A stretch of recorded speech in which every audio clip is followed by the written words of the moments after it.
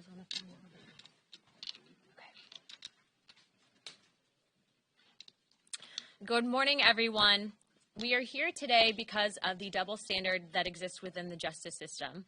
As you know, on February 27th, the Oversight Committee, as well as House Judiciary, had sent a subpoena to Attorney General Garland, of which we received no response, and after referring him for criminal contempt, within 48 hours or less, the Department of Justice refused to prosecute.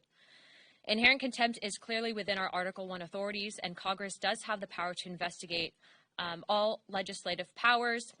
Investigations are part of our legislative process, and people that interfere with these processes should be held accountable.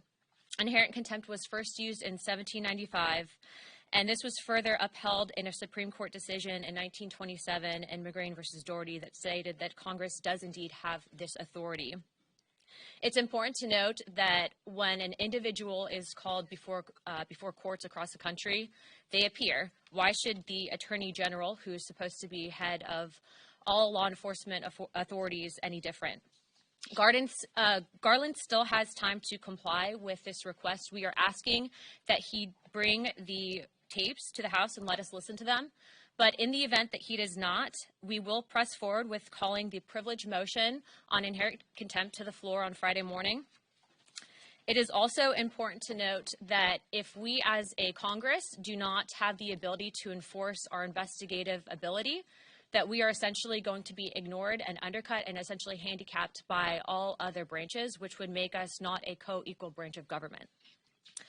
After me, I have Dan Crenshaw speaking that would like to address this issue, but I would appreciate that the press report on this accurately and that Congress, again, does have the authority to do this, that the Attorney General is not above the law, and ultimately we will be pressing forward with this.